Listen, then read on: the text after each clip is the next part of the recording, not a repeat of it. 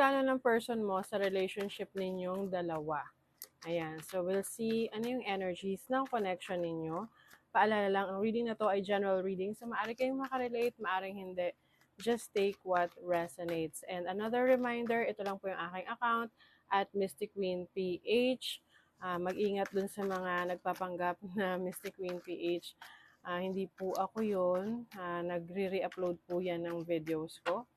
So, mag-ingat sa mga ganon. Ito lang po ang aking username sa lahat ng social media platforms from Facebook, TikTok, YouTube, at Instagram at Mystic Queen PH. Okay? So, let's begin. Tingnan natin. Ano yung plano ng person mo sa relationship ninyo? So, tingnan muna natin ano yung energies ng connection ninyo. Ano yung energies ng connection ng collective? O, the Hangman.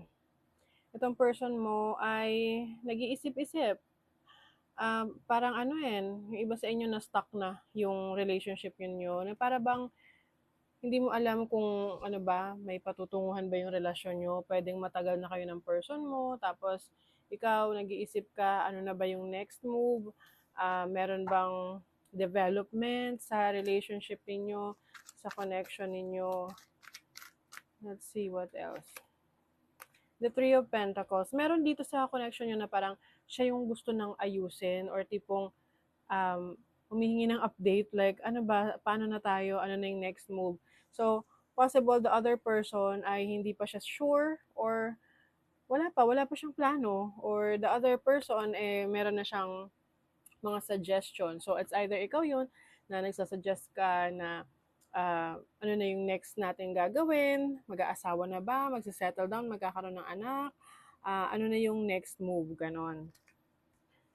Let's clarify what is the Hangman, the Justice card. So this person, maaaring you are dealing with a Pisces or a Libra.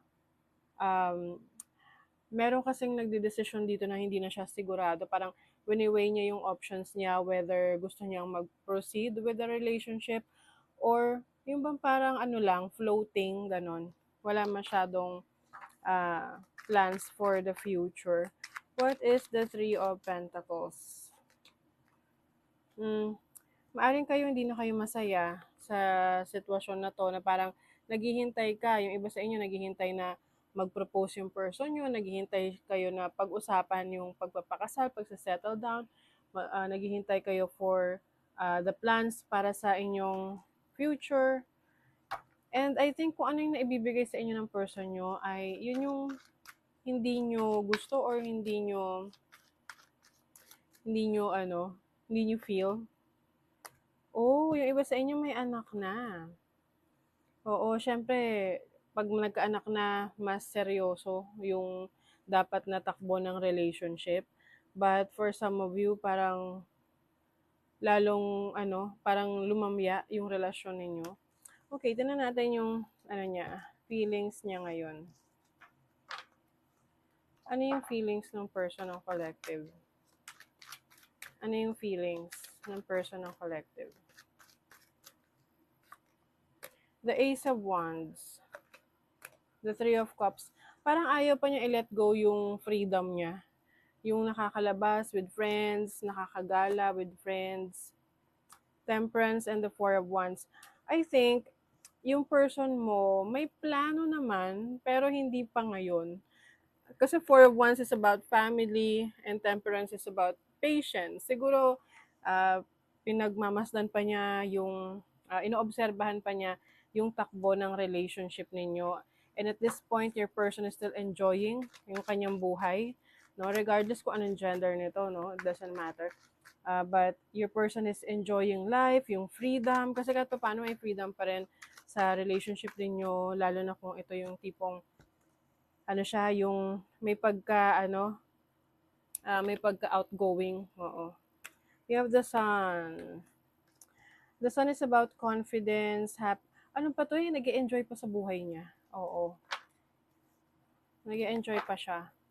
How about you? Anong feelings mo towards your person? Anong feelings mo towards your person? The Nine of Pentacles, the Fool.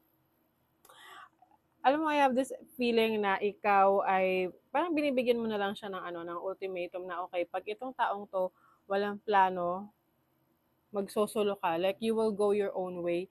And kasi ito energy ng pagiging single eh. Yung Nine of Pentacles na may independence, kaya niyang suportahan yung sarili niya. And this is also about freedom and taking some risks. Oo, kumbaga para sa'yo, kung wala siyang plano, edi ano, ikaw na lang, plano mo na lang para sa sarili mo. 'Di ba? Oh, Five of Cups. Hindi ka na ano, hindi ka na kontento sa sitwasyon ninyo ngayon. Pwede kasing marami ka ng sacrifices para sa person na to. Tapos, parang nababaliwala yung mga sacrifices mo. Yung iba sa inyo rito, nagkaanak kayo, pero may nabuntis, pero nagkaroon ng miscarriage. May nakunan. You have the Page of Swords. I feel like minomonitor mo yung person mo, yung galaw niya, sinecheck mo yung social media, sinecheck mo yung mga taong kakasalamuhan niya. Kasi parang feeling mo, nagwe-waste ka na ng time and energy with this person dahil parang walang patutunguhan. So, tingnan natin, may plano ba? Ano bang plano? Anong plano ng person, ng collective? What's the plan? Oh my God. Takpan natin kasi baka ma-flag tayo. The Devil. Ay, nako. Alam mo, for personal gain to. Ito yung mga taong selfish. Sariling iniisip. Queen of Cups. Ito yung tipong marunong mag-love bomb. Yung tipong kapag ikaw parang feeling mo hindi ka na aasikaso, biglang ang bait-bait sa'yo, pag may kasalanan siya, ang bait-bait sa'yo, kasi parang gusto ka pa rin niyang kontrolin, no? Na parang gusto niya magstay ka hanggat kaya mong magstay. Hanggat kaya niya na mapastay ka sa relationship. Oh my God. Five of Pentacles. Ano to? Itong person mo, para kasi itong, hanggat meron siya nakukuhang benepisyo sa'yo, kahit anong benepisyo pa yon, nagbe-benefit siya sa relationship, this person will stay. Kaya lang the moment na wala na siyang ganun sa'yo, wala nang benepisyo, this person might ghost you. Yung tipong biglang mawawala na lang. Oo. Mawawala na lang sa buhay mo, pwedeng manlalamig, iiwanan. Kaya mag-isip-isip ka. 'Di ba? The Moon. Ang daming nito, tinatago sa'yo. Tingnan mo naman. The Moon, the Devil, the Five of Pentacles. You may be dealing with a Capricorn.